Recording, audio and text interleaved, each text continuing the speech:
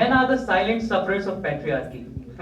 If it were even 1% true, we would not be having the same so-called male sufferers occupying 89% of the High Court judges' position in the country and only 11% women on the contrary, according to Chief Justice of India's statement of August 2021. Also, ladies and gentlemen, this debate is not about few men suffering in isolation. Rather, this debate is about the class of men as a whole. And hence, the examples in isolation given by my worthy opponents of fake molestation cases and fake conviction of rapes doesn't stand anywhere in the context of this debate. Also, I don't understand the fact that how can men be the sufferers of the system that they have created themselves?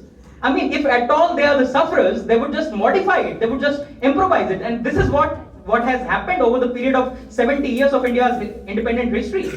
That brings me to the first pillar of patriarchy, which is men dominance in political leadership. Now, ladies and gentlemen, on one hand, in that male-dominated parliament, the 33% women reservation bill in parliament is pending since decades. Number two, when you grant reservation in panchayats and municipalities, even there, when you walk during the elections, you would come across on the walls the posters which states, please vote for ex-Sarpanch Radheshyam wife, Reema Devi.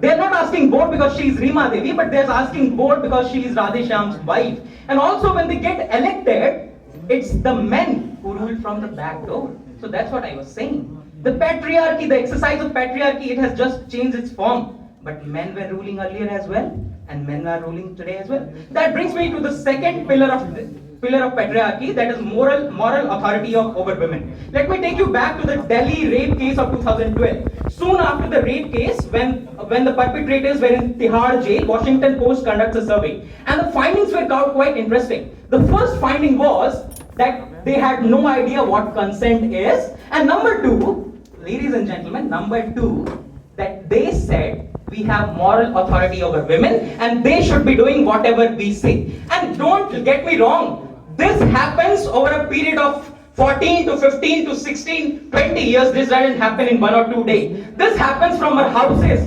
What do you think? According to NCRB data, only 28,000 women were raped in 2020? Absolutely not. Women are getting raped in their houses. Women are getting raped by their husbands. Non-consensual sex has become normal. It is only because they have accepted that domestic violence, and therefore it is not being reported. And who made them to accept that? The so-called male suffrage.